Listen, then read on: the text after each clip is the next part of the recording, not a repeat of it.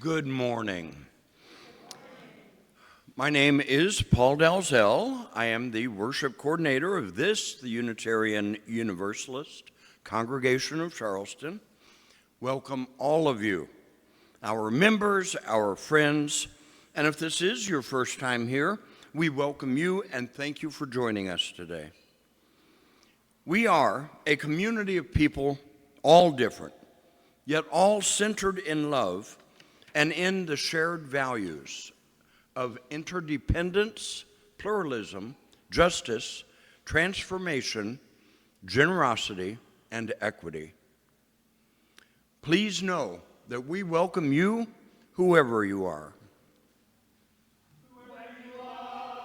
We welcome you. Wherever you come from, we welcome you. Whomever you love, we welcome you.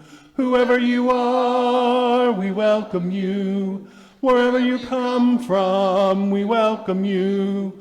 Whomever you love, we welcome you.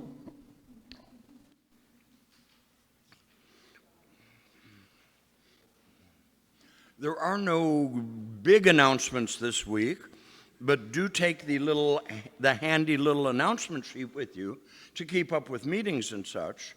And we do have one that there will not be an RE class today, as the teachers attending the UA assembly, they are having their service, even as we speak, this weekend.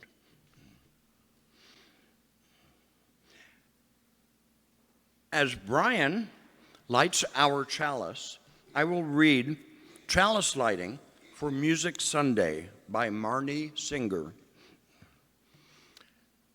The chalice is the container, the space where the musicians and listeners gather. The oil is the fuel, the hours of practice, and the life experiences of everyone in the room. The wick is the instruments and vocal cords through which the music will flow. And the flame is the music which is created as if by magic. When the instruments are lifted, the breath is inhaled, and the downbeat is nodded. May this flame ignite the music within us all. We come to this sanctuary, whether in person or virtually, to connect with our community, sharing our joys, our celebrations, our sorrows, our concerns, our peace, and our needs helps our community become closer and stronger. And that is the community we all need.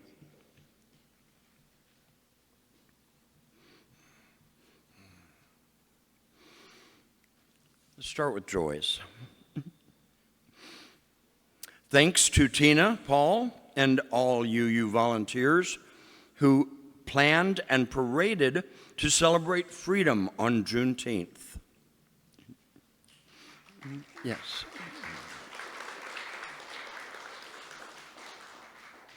Another one saying Juneteenth was wonderful, and another joy, I'm here. So. Concerns. The Supreme Court decided that it is okay for states to ban transgender care for minors, and that it does not violate the Equal Protection Clause of the 14th Amendment. Taco got jealous of Fox News coverage and decided to drop some bombs, other than in the restroom.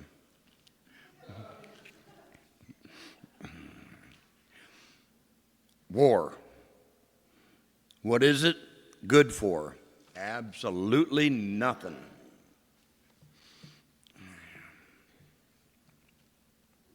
For all these joys and sorrows, both spoken and unspoken, may we remember that shared joy is multiplied and shared sadness is diminished. If you would, please join me in reading our covenant to each other. Love is the spirit of our faith, and service its law. This is our great covenant, to dwell together in peace, to seek the truth in love, and to help one another.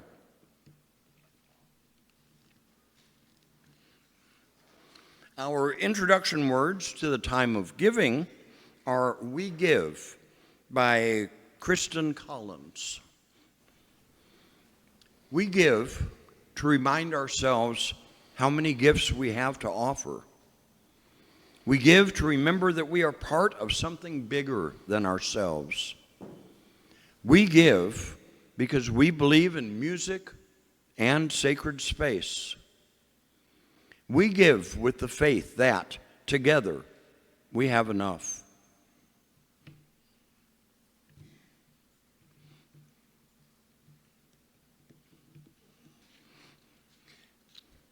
Our meditation words today are meditation on Musica Universalis by Joel Tishkin.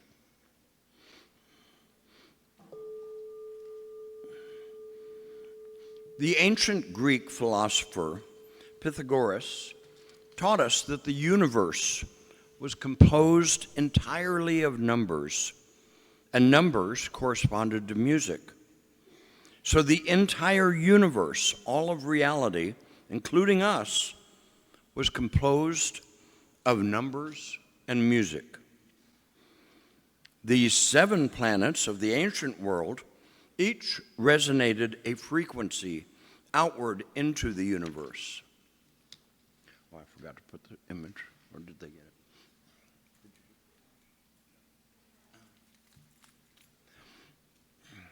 There is an image of that is a 19th century depiction of the Musica Universalis, of harmony of the spheres, each planet a different note on the musical scale.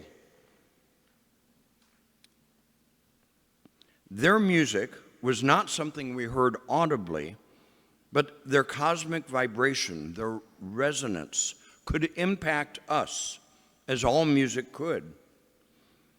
Pythagoreans believed that music purified and nourished our souls, keeping us spiritually healthy in the same way exercise and nutrition does our body.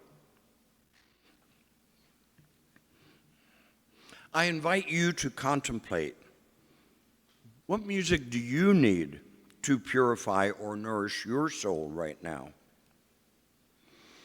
Do you need a peppy tune to make you smile and dance?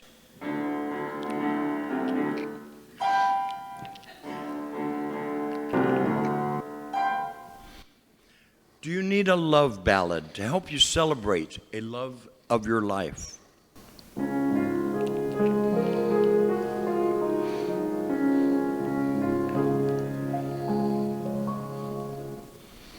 Or do you need a sad song to speak to you about a loss in your life?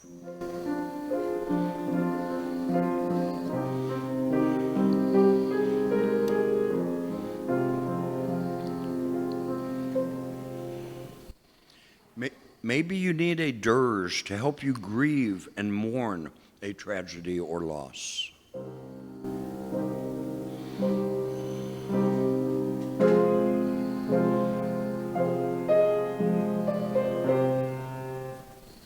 Or do you need a happy song to help you celebrate an aspect of your life?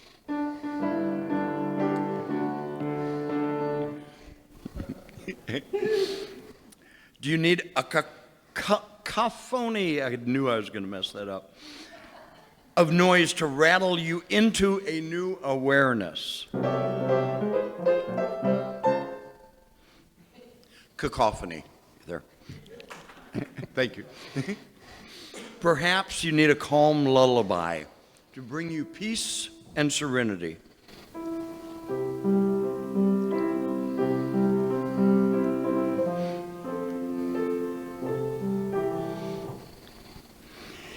As we enter into silence, I invite you to consider the song that is speaking to you at this moment.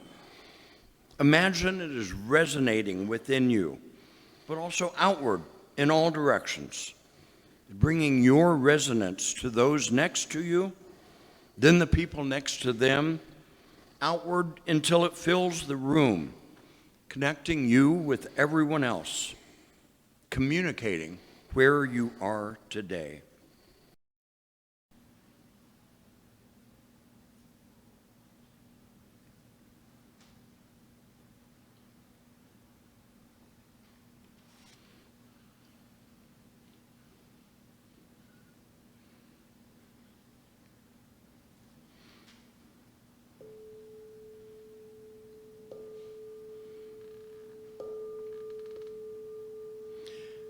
May our collective silence bring harmony to ourselves and to everyone in our orbit.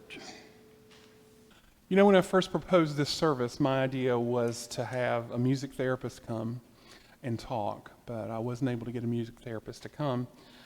And I decided, why not just talk about the joy of music and why I love music and why we all love music. But to begin with, I'm going to talk about joy. Joy is more than a moment.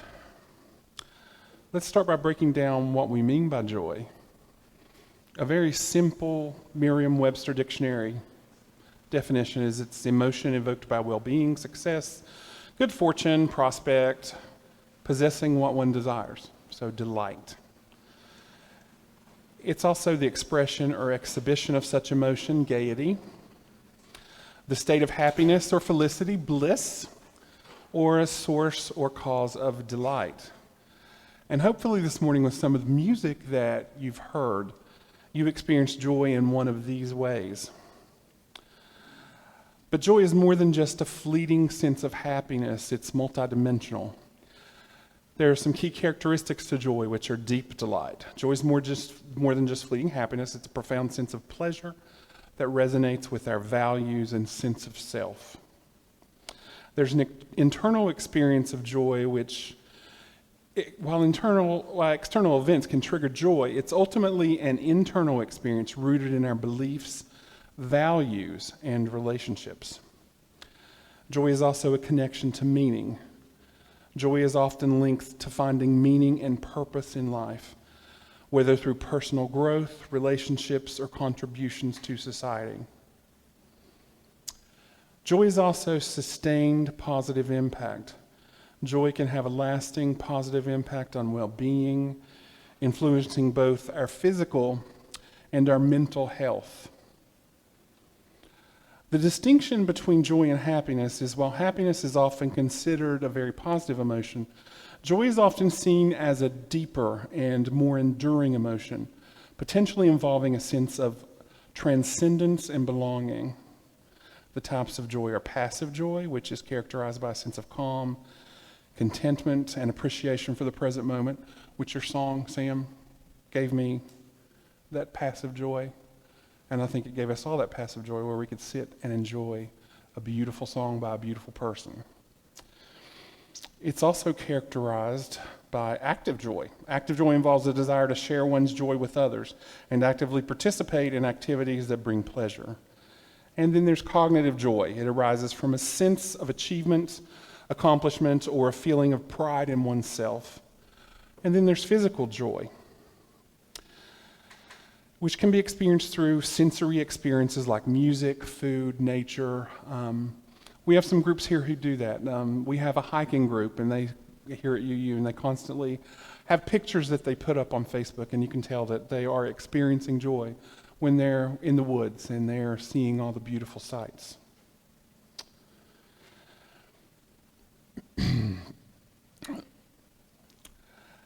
There's social joy derived from me. I've already said that. Joy and its impact is increased energy and engagement. And experiencing joy can lead to increased energy levels and a heightened sense of engagement with the environment.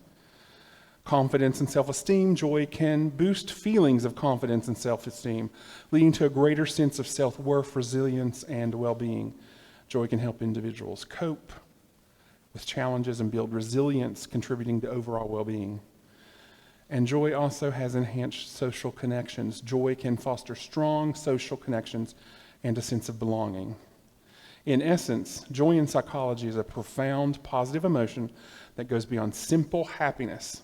It's a deeply personal experience that can enhance our well-being, enrich our relationships, and inspire us to live more meaningful lives. Now, how does the human body process music? The human body processes hearing music through, of course, a complex series of steps, starting with sound waves and the brain interpreting those signals. And it begins with the outer ear, and I'm not going to go into all that. But the brain does process music through a complex network of regions, including those involved in auditory perception, emotional responses, and memory. The auditory cortex processes sound with the music. Auditory processing. The temporal lobe in the brain is the primary area for processing sound, including melody and pitch. And I know this sounds boring, but to get everything, you need to have a minimum understanding of the brain. This area analyzes the basic acoustic components of music, such as fundamental frequency, harmonics, and duration. There's an emotional processing. Music triggers emotional responses through stress, like signals through areas like the amygdala and the hippocampus, which are involved in processing emotions and memories. Memory and prediction. The hippocampus plays a role in linking music to autobiographical memory. So when we're led to hear a piece of music and we're taken back to that time, whether it be good or bad, that's the hippocampus bringing those memories to the forefront of our brain. Other key areas, the cerebellum is involved in processing rhythm, timing, and motor responses to music, including dancing or playing an instrument. And the prefrontal cortex is involved in higher level cognitive functions related to music, such as understanding musical structure and making judgments about musical pieces. Lateralization. While music processing is a whole brain phenomenon, there's evidence of some lateralization. The right hemisphere tends to be more involved with processing pitch, melody, and harmony, while the left hemisphere is more involved in lyrics and rhythm. However, this is not strict division, and both hemispheres work together in complex ways. In essence, music engages a wide range of brain regions working together to process auditory information. There was an interview with a Harvard lecturer, Patrick Whalen, is an MD, and he's a pediatrician. And he was asked the questions, why does music leave such an emotional impression on us in the first place? What is it about tones and timbres that, when organized in a precise manner, can make you swoon or make you sway? Whalen believes the answer lies partly in evolutionary biology. The earliest mammals, most of them likely nocturnal, had to rely on their hearing and sense of smell as defensive mechanisms. They were hyper-focused, hyper-attentive. According to Whalen, the modern experience of listening to live music can be viewed as a vestige of the primeval adaptation. In a performance venue, there's an incredible complex sound signature all around you. Whalen says that the brain has to sift through all the ambient noise, the air conditioner, someone walking down the hallway, someone outside the front door. And it's much more primitive, this form of listening, when we're focused in a performance hall. The acoustic cues like the crescendo of an approaching predator travel through the ear and into the temporal lobe, which parses the soundscape, identifies sounds, and tags their components. The salience of these sounds, whether a person responds to them emotionally and motivationally, influences the autonomic nervous system, or the ANS. It's the network that controls your heart and your breathing and your lungs, and it's just automatic. The valence of music, which signals whether the music feels positive or negative or somewhat in between, influences the ANS too.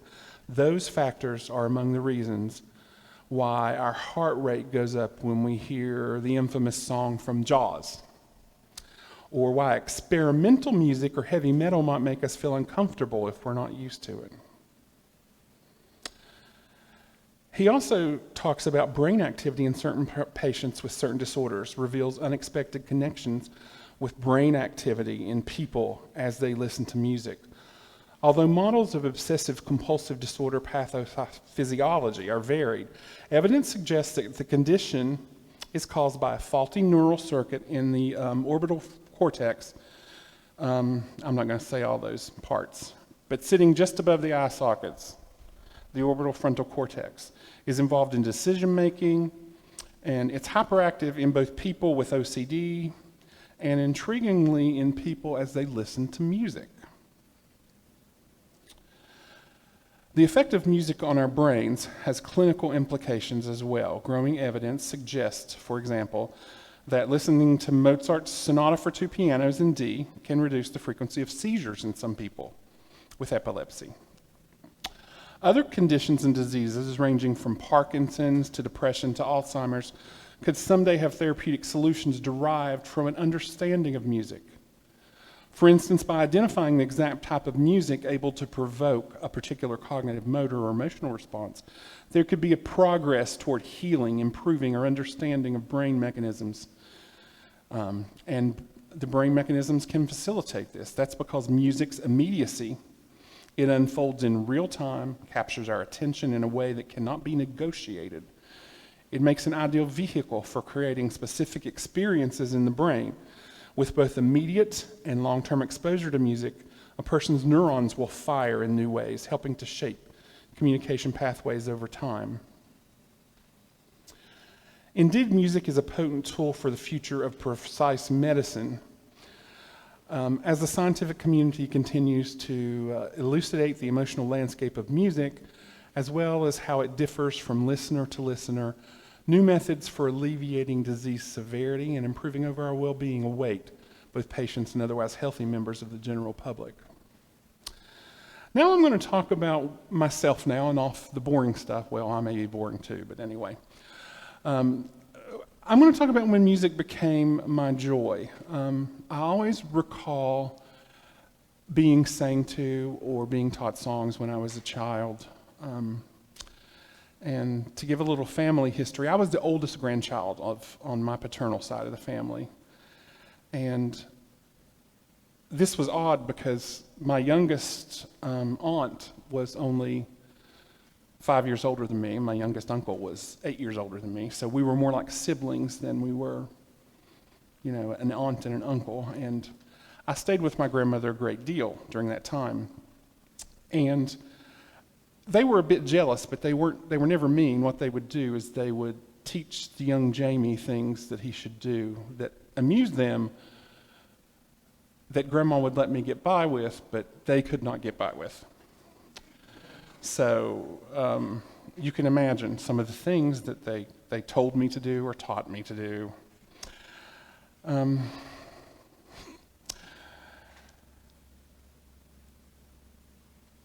So they proceeded to teach me a song in the 70s. I was born in 72, and it was a horrific song that my parents didn't want sang, and my grandparents didn't want sang. And it was a popular song, and today I don't think it would fly. But it was this horrible song called Old Black Betty. And it's an awfully racist song. It's horrible. And we had went to Kmart. We were actually at the Kmart in Kanawha City. And we were in the checkout line, and my mother was there, my grandmother was there, and my aunt and my uncle, and they told me to sing this song. So I belt out the Old Black Betty song. Their faces turned very red, very red. The woman checking us out, she began to laugh. And, I liked the attention, so I continued to talk, and I was four, yeah. And she said, "You sing really pretty." And then to add to more of the embarrassment, I said, and this was all told to me later, of course I don't remember it. I said, I can poo in the potty now too.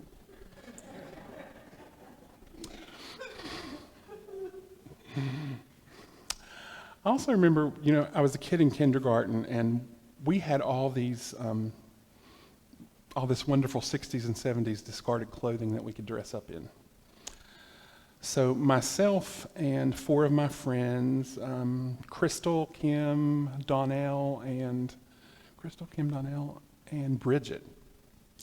We all put on dresses and hats, and we lined the chairs up like they were pews in church. And they all four were African American, and I'd never been to a black church before. So we proceeded to clap our hands and sing, "Oh, happy day, oh, happy day." And then they also wanted to get into the spirit and run around and fall on the floor. But our teacher, Miss Lohr, said that you can play church, but you can't fall on the floor and you can't run.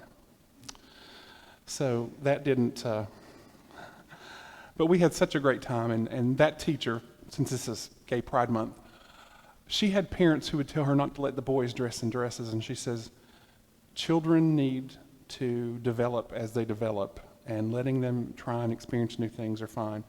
And she wouldn't tell, she was very that way, and this was, 76? So she was kind of ahead of her time. I was also that kid who, when we played wiffle ball, to give a little background, my grandfather was really big into the Cincinnati Reds, so we got to go to Reds games. And that was a time when the Reds were kind of huge, and they had Johnny Bench, and they had Pete Rose. And the thing that I liked wasn't really the baseball. I liked the fact they sang the national anthem and that organ that played all the time, because that was what I was there for, really. So later, I took that experience, and when all us boys would get together and play wiffle ball, I insisted that before we play, I sing the national anthem. So there was Jamie sitting on a chair singing the national anthem. And I also like to sing it before each inning, so I got to sing it more than once. So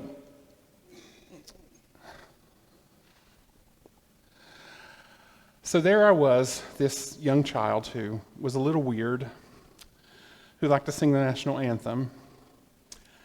And then I started, piano lessons. And honestly, the piano wasn't bought for me, it was bought for my sister. But I ended up being the one who showed, promise in playing the piano. And I learned, and the piano gave me, as I began to play better and better, and I played in church, it gave me a sense of joy, and a joy that no one could take away, because being a young gay man, and in a time when gender roles were very rigid, playing the piano was one of the joys I could have. I was very artistic. I liked to paint.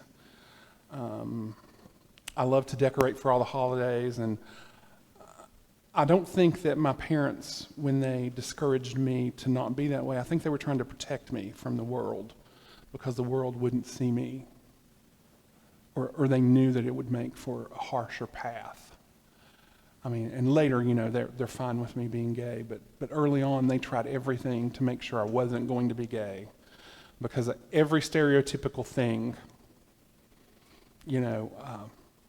that you could think that a person who was going to be gay, I exhibited.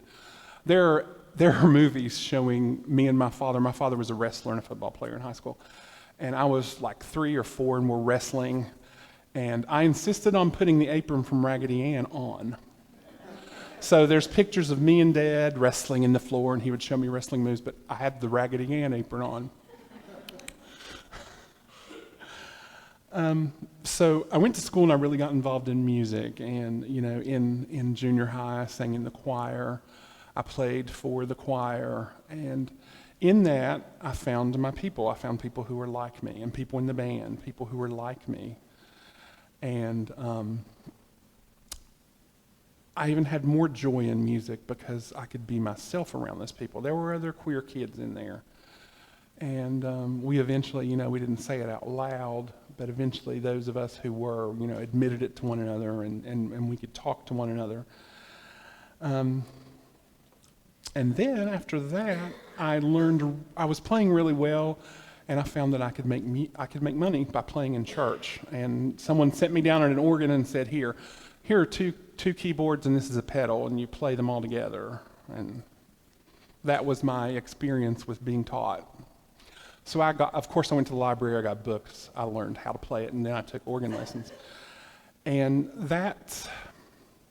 the joy that I always got out of music, sometimes I didn't get it from other adults because I wasn't a typical child, but the joy that I got out of really playing music and having people tell me they enjoyed it, it gave me that attention from adults that was positive and that I needed to raise my spirits, give me joy, help me go on. And that is how I began to have the real joy in music. Later in life, like I said, we become friends with our parents, and my parents valued the fact that my sister sings. She's got a beautiful soprano voice, and if she ever is here on a Sunday visiting West Virginia, she lives in South Carolina, she and I will sing. But one of the real moments that I remember is my father had dementia just before he died, and my sister and I went into the room, and it was suggested, why don't you sing for him and see? And I talked about some of the neural pathways and the things that music can do and how it's immediate and it can bring back memories. And we sang one of his favorite songs, and of course it was a Christian song, but it was It Is Well With My Soul. And I'll sing a little bit of it, and I don't have Heather here to do the harmony with, but I'll sing a bit of it. When peace like a river attendeth my way, when sorrows like sea billows roll, whatever my thought, thou hast taught me to say, it is well with my soul. We sang that, and then the chorus goes on, and it is well, and my sister would do the repeat, it is well with my soul, with my soul. And there was a look in my father's eyes, and he recognized who we were. And the song, the immediacy of how music went directly into his bank of memories through the dementia, and he gave us a look that he knew, and he smiled a little bit and was holding our hands. And that's just the joy of music. It's long-lasting, it's deep, it's internal. There are many things that make me unhappy at times, but the thing that brings me the most joy in my life is music, and music always has, and it always will. And I consider it a privilege to do this. It's not really a job here to play for you and to sing with the music makers. So to end, I just want you to know that I hope that our music brings you joy.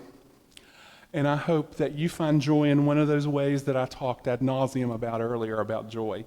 But I hope you find joy in one of those ways and hold it, because these are trying times, and if we look at happiness, sometimes we see things on the news that make us very unhappy. But if we can go back to our sense of joy, we can make it. Thank you.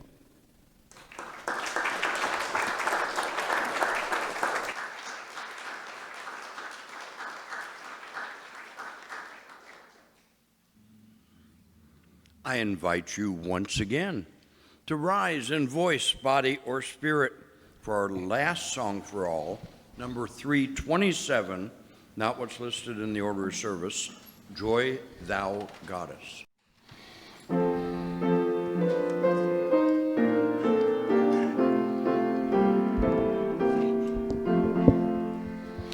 Joy thou goddess, fair immortal, offspring of Elysium, mad with rapture to the portal of thy holy fane we come.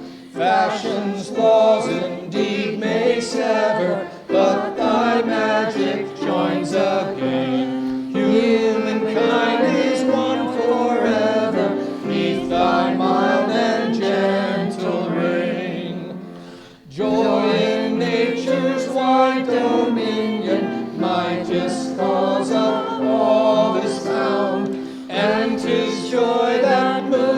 opinions when the wheel of time goes round. From the bud she lures the flower, some turn out their orbs of light. Distant spheres obey her power, far beyond all mortal sight.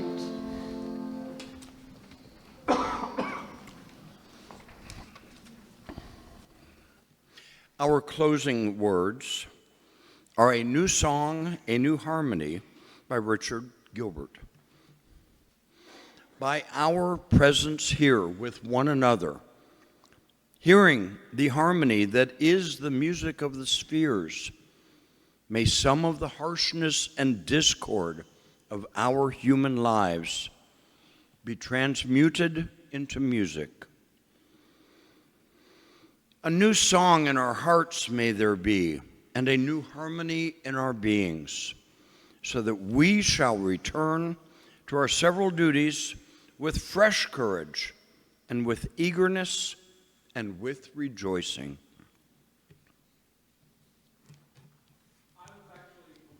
I had a co-conspirator who was going to sing this song with me. I was going to play the Family Guy theme, and she was going to play Lois. But she couldn't be here today. It's a horrible, horrible show, I know, and it's awful, but it was going to be fun. But with recent events, and I'm unfortunately keep up with current events, I'm angry. I want to sing 170 because it kind of embodies who I am and what I do, and it's a song. So page 170, verses 1 and 2. Let me start again.